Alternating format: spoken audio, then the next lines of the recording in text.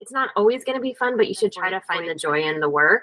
When I think about this conversation and how much fun it is for me to just sit and chat with you, I want that for publishers. Like I want the experience to be fun, right? You have to be in this business. This is never a business that you should be in because you think you're going to make a ton of money, because maybe you will, most likely you're not. So you have to feel passionate about it, and you have to feel like every day you wake up, and even if the odds are slim that you're going to have a profitable business, you want to do it for the love of books and the love of putting good books into the hands of readers and potentially changing people's lives. And I know that sounds a little maudlin, but if you're not doing it for those reasons, and you're not doing it because you find joy in it and you're bringing joy to other people, then it's just going to be a lot of work. Hi, I'm Joe Beal, the founder and CEO of Microcosm Publishing. I'm also the author of A People's Guide to Publishing, which distills what I've learned from selling millions of books over the past 28 years.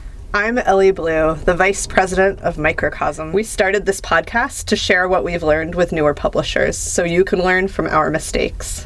Or maybe you just want to learn about the publishing industry. This week, we welcome Andrea Fleck-Nisbet, who is the CEO of the Independent Book Publishers Association, which is, I believe, the largest of the publishing advocacy organizations, representing over 4,100 independent publishers. But the difference here is that Andrea kind of came to this position through a different path than most people that run a trade association for publishers. So can you talk a little bit about what needs your experience has made you uniquely qualified to recognize, identify, and solve for publishers? Yes, well, thank you for that nice, kind introduction and for having me on, Joe and Ellie. I really appreciate it. And I've been looking forward to this, so thank you. And for pronouncing my name correctly. You got it on the first try. Nice work. Yes, so I, as you said, unlike most people who come to the association space and have a lot of experience working with nonprofits, my background is exclusively in publishing. So I've worked in publishing for a little over 20 years. Most of that time was spent at Workman Publishing, where I always say that I received a liberal arts education in publishing, which is really the way to do it. I got the opportunity to do a little bit of everything there, starting in special markets, which as you both know, I have such a passion for specialty sales. And we can talk a little bit later about how critical that's become to the success of publishers these days. So I then worked for Peter Workman, who is the founder of Workman Publishing, as his assistant. I sold to Amazon for several years before they were the behemoth that they are. And actually, I remember Peter saying to me, hey, just so you know, this account isn't going to continue to grow like it's been growing for the past couple of years, so don't get too excited about it. And then I built the digital publishing program at Workman, and then did business operations before moving to Ingram Content Group.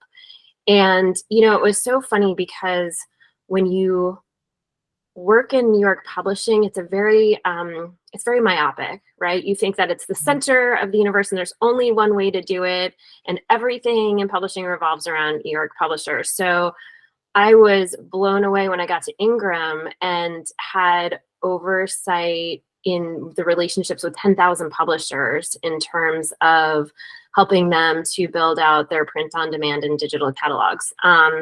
So from that perspective, I learned a lot about indie publishing and really became a champion for independent publishers and helping them to succeed in the market. And then from there, I worked at HarperCollins. That was my real corporate gig for a couple of years. I was the VP and publisher of a small imprint called Harper Horizon. And that was a lot of fun because it was kind of operating a startup, but within a big organization, and worked with a lot of content creators, agents, authors, publicists. But then my heart was really with independent publishing. And so when I knew that Angela Bull, who's now the CEO at Firebrand, was going to retire from IBPA, I was really interested in moving over and applying for this. And so that's how I ended up here. And I've been here for a little over a year. It's been fantastic. I just love working with indie pubs again. Mm-hmm. And so, like, how has this sort of uniquely positioned you to identify and solve problems for 4,100 small publishers, for example? Yeah, well, and I want to talk a little bit about that because the 4,100 publishers is a little bit of a misnomer. We have a very diverse group of members. So about 30% of our members are actually author publishers. And we don't call it self-publishing because that implies that you can do it yourself, and nobody should ever try to do everything related to publishing a book all by themselves. So it's really author publishing, where an author is putting their own work out into the world with the help of many other folks. So the balance of the members are independent publishers, but they range from what we would call micro indie publishers, where maybe they only have 1, 2, 3 titles, all the way through members that are, the size of Source Books, who's been a member for a million years. And I don't think we can even maybe call them an indie publisher anymore. I don't know. So all of that to say that the challenges for our members are very diverse, right? If you're an author publisher, you're really focused on consumers, market access, putting together your team, making sure you have the right people to help you, versus our established publishers, who might be the size of Microcosm or even larger, who are really focused on operations and scaling their business. So because I started at Workman and got that sort of liberal arts education and then worked with all of those indie pubs, I've had the experience of working with publishers of all different sizes, which has really been beneficial. Sorry, the dog just decided to lie down on top of our keyboard. Lie down a little bit. Greater disruptions have occurred on this podcast. Yeah. So what are you finding? So like small dogs, independent publishers, have a lot of very different needs. And what are you finding are kind of like the most common problems or unfulfilled needs that your members have? Yeah, that's a really good question. It's hard to pick just one. There are so many needs, right? Everything from, like I said, finding the right team to really understanding the market. I mean, we all know this. Publishing is one of the most idiosyncratic industries that there probably is. It's so hard to really understand, how does the supply chain work? How do you get your books out there? What are sort of the commonalities in the process? It seems like it should be very uniform, but it's not. So for our members, if I had to pick just one thing, I would say the hardest part of producing the book is getting it out and the market access for them. We always tell publishers and authors, creating the book is the easy part. They've got the easy part finished, but it's really figuring out how you effectively market and sell that book and find your community and then convert that community to book buyers. Mm-hmm. Yeah. I have that conversation quite a bit where I'm like, great, you made a book. That's step 1 of 50, right. And I like that maybe, and maybe this is something that like comes through the organization that maybe made you like sort of simpatico with it, but like you have a very like sort of nurturing kind of energy, and so does Terry, and so and like, was that something that was like instilled and inherited? And but that also seems like something pretty vital for such an organization, because I do kind of imagine that all day long people are just going to be like panicking and bringing you problems. It is both vital. That's a really interesting question, Joe. I don't think anyone's ever asked me that. And I think about it in my interior monologues that I have, or dialogues, I guess I have with myself. I think a lot about the fact that I do have a personality where I want to help every single individual. And when you have 4,000 members, that is not actually possible. So I'm always trying to figure out, how do we create solutions, particularly around education and advocacy, that can help the membership at large, just in spite of the fact that they're coming from very diverse places and may have diverse needs. I always will pick up the phone and have a conversation. think it was yesterday, there was a woman who was publishing a cookbook and had a very specific question. And I had her call me just to talk it through for 20 minutes. So I always want to be able to do that for every member. So the challenge is really about how do you balance that sort of nurturing piece where you are helping people with individual problems while at the same time creating solutions that can scale for an entire association. And I don't know the answer yet. I'm still figuring it out. Sometimes I do a better job than others. How would you outline or identify like the biggest problems in the industry? Wow. Yeah. So, the biggest challenges in the industry aren't that different than for, corporate publishers often than they are for small publishers. It's just a matter of scale and resource, right? So even though big publishers have more ability to access the market, they're still competing for time, attention, and visibility with the consumer. And I think, when we talk about that, just the sheer increase in the number of ISBNs that are now flooding the marketplace, the number of titles that are out there, and now, with AI technologies, I think we're going to just see that increase. There's going to be such a proliferation of content. And so how do you distill that content and allow readers to be able to make smart and effective decisions about what they're purchasing? I think all publishers face that. And the interesting thing about indie publishers is they have an advantage because a lot of times the larger corporate publishers are generalist publishers. So they're publishing a little bit of everything. And that makes it much harder to build a consumer vertical, and create awareness and engagement with a specific community, where oftentimes our indie publishers are coming to publishing with a very specific skill set and oftentimes a community that they've already built up. So from that perspective, they actually have an advantage over corporate publishers. I don't think we've ever done, I don't know if you felt this. I mean, you do it well because you sell directly to consumers yourself. So and you also have very specific types of books that you publish. Like your branding is so strong, which I always talk to publishers about. It's so critical to have a really strong brand. But generally speaking, I kind of feel like publishers never really built those consumer engagement muscles well. We just haven't done it well as an industry. Yeah. Last 3 years, but yeah, lots of catch up for lots of publishers. So what are I bet, as well as problems and difficulties, I imagine those loom very large in your daily work life and your mind, but what are some of the coolest innovative things that you're seeing, or maybe not innovative? What are some of the coolest and most successful strategies you're seeing your members use?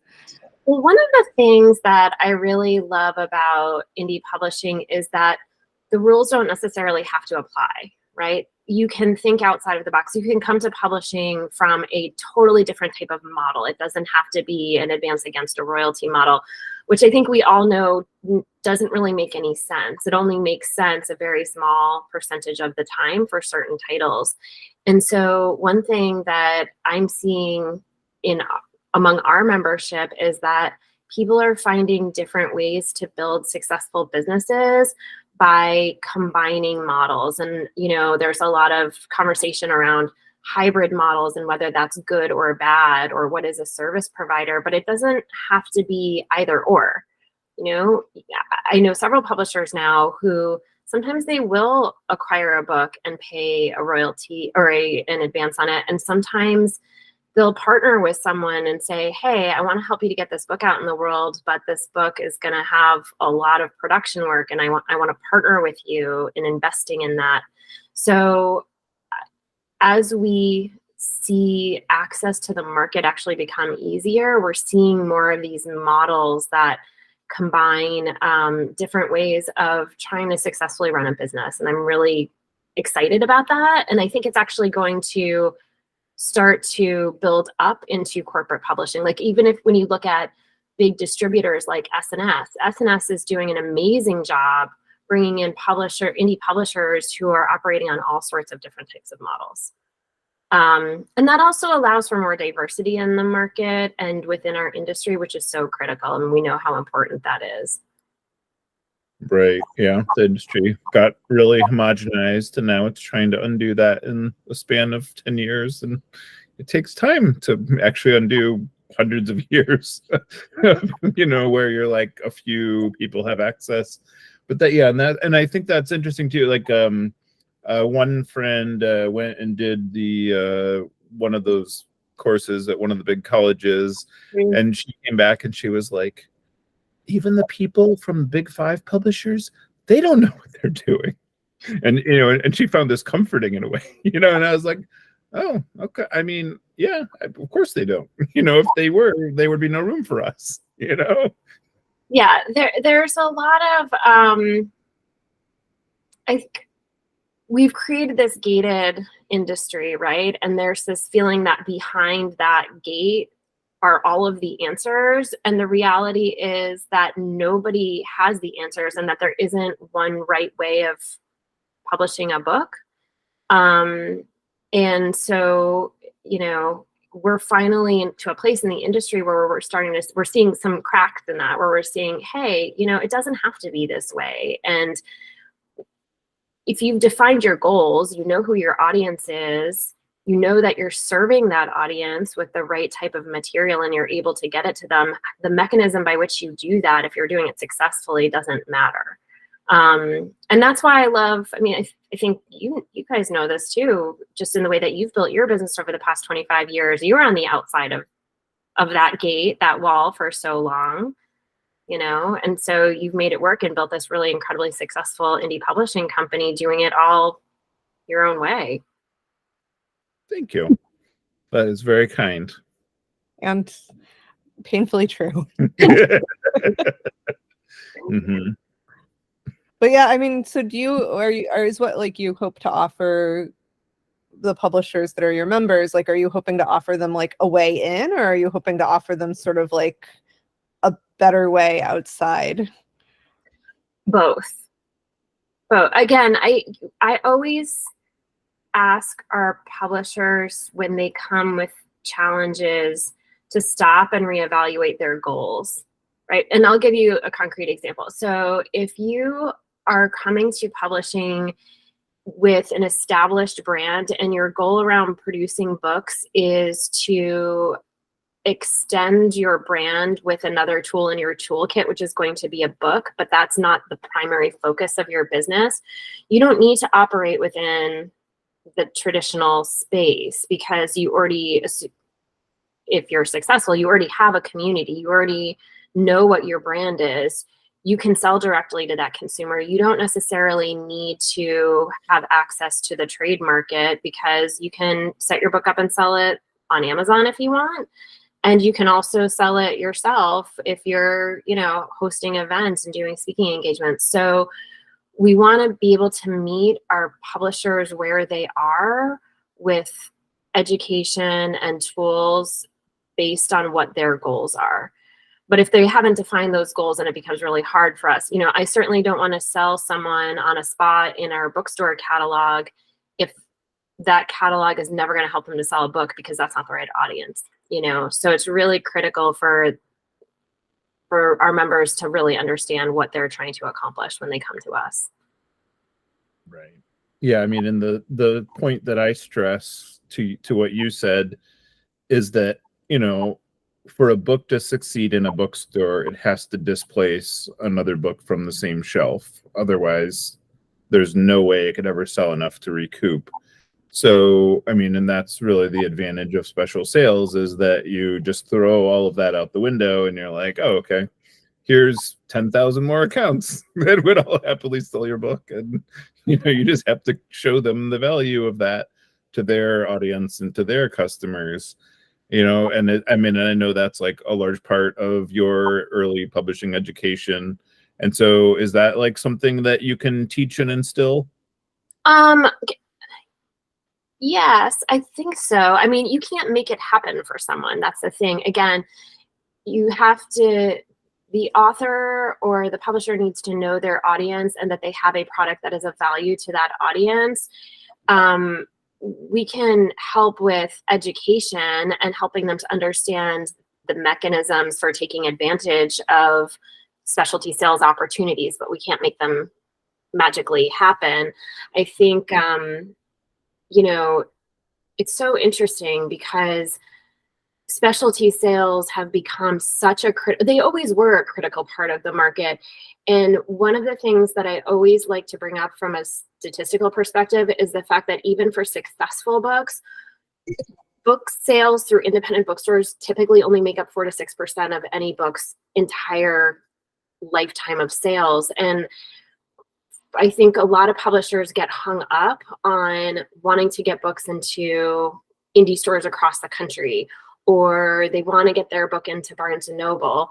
But oftentimes, you know, when we think about something like BookScan or Circana, for example, that's only representing typically a very small percentage of a book's overall sales. And so if there's one thing that I always want to educate publishers who are just starting out on, it's that don't focus on indie bookstore as much. And I'm a huge proponent of indie bookstores, so I don't want to make it sound like I'm down on indie bookstores, but you can spend a lot of time spinning your wheels when there are lots of other ways to creatively and successfully get books into the hands of readers.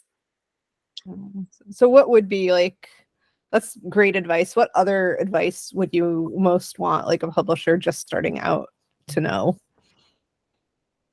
Yeah. Well, one, always like have your goals in mind. Like, don't start with, okay, I'm going to create this great book and then I'm just going to put it out in the market and magically it's going to find its audience. You really, really, really need to have a plan. And if anyone, even if you're an author or publisher, even if you're doing it with your own book, create a P&L.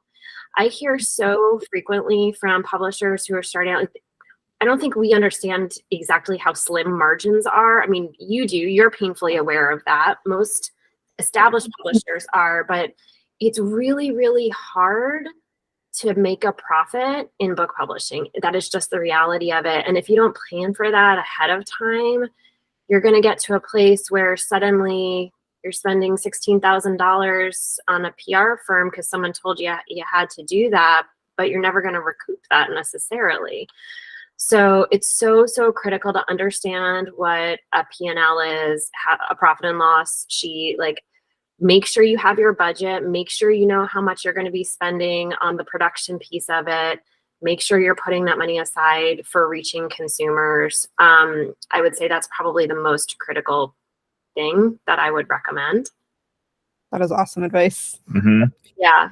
Stress it all the time for the same reason. We'll link to our P&L episode in the show notes in case you want some tips on how to do that. I would love that, actually. And, you know, IBPA also has a podcast, and I was talking with our head of membership about having you all on to do a little piece for our members. And that is a topic I would love for you to cover because it really is so critical.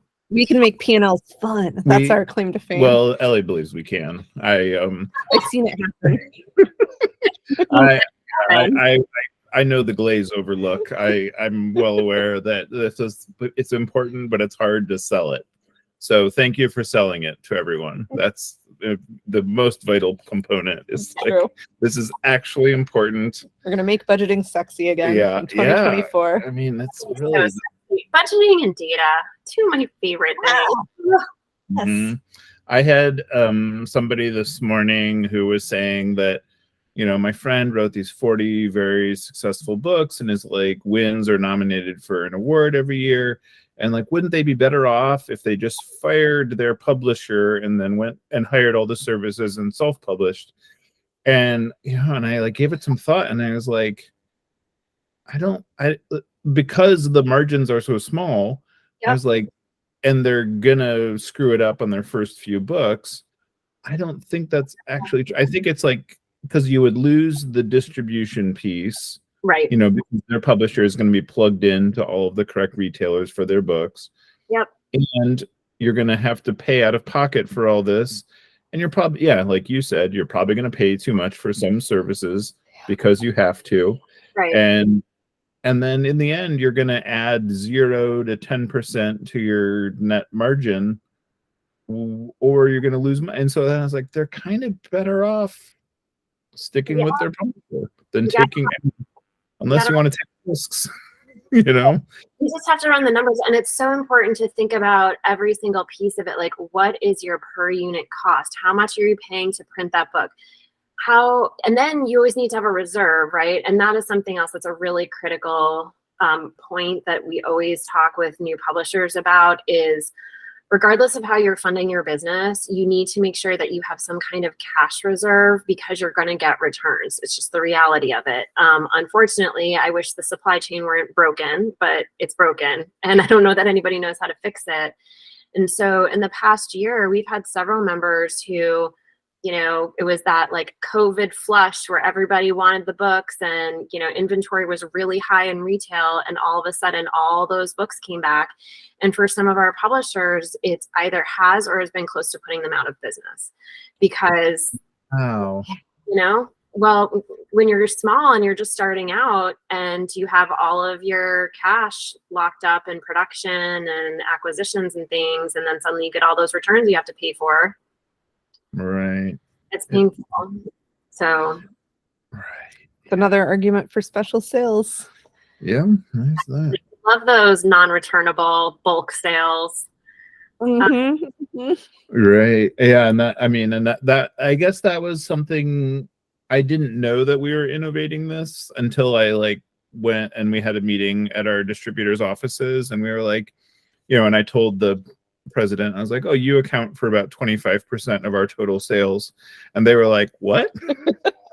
They were like, we're 90% of everybody else's sales. And I was like, well, you know, I mean, maybe if you work really hard, you can get ours up to 90% too, but you would have to sell 4 times faster than we're growing. So that seems unlikely. And, you know, and then I thought about it and I was like, oh, right. Like nobody's coming at it with this sort of like cachet of like weird other accounts that we now call special sales. You know, whereas like at the time, that was not sort of a known strategy or what have you.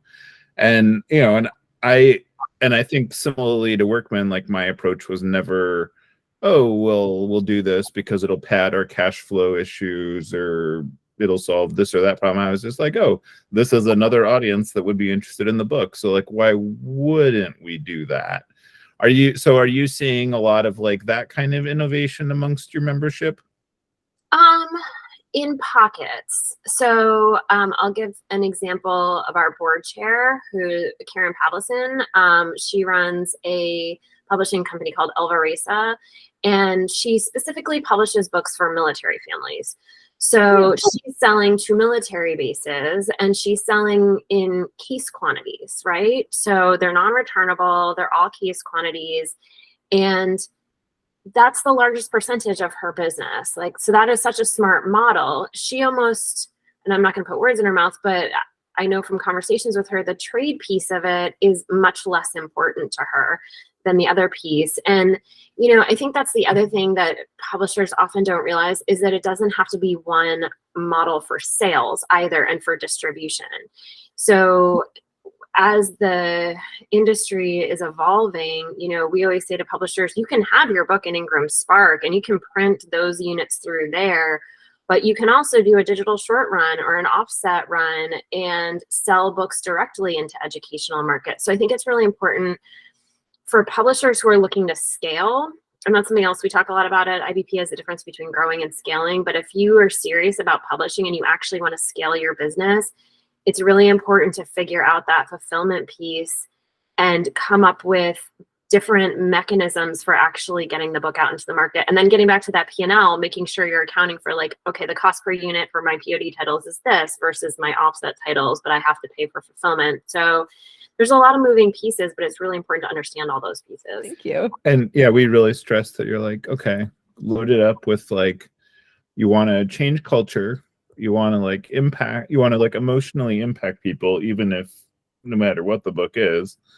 And then you want them to like have a reason that you stand out from, you know, the 300,000 other publishers out there in the world, like that they would have a reason to remember you, you know. And that's kind of what those are the sort of the 3 parts that we stress on the podcast. I love that. And I feel like when I go to your website and I look at all of the crazy, wacky, wonderful things that you all produce and sell, I feel that joy in the work. So I want to say thank you to you guys for putting wonderful books out into the world. Well, thank you. Thank and you. like your own joy of books and like the care that you put into helping other publishers succeed, I think speaks very highly of you and the work that you do. So thanks for sharing that with our audience. Thanks for joining us once again. Please send your questions to podcast@microcosmpublishing.com so we can answer them on future episodes. And please give us 5 stars on iTunes and everywhere else that podcasts are reviewed. You can find us on the internet at microcosm.pub, On Twitter at Microcosm, on Facebook at Microcosm Publishing, on Instagram at Microcosm_pub. and here in Portland, Oregon on North Williams Avenue. Thank you so much. Have a wonderful week.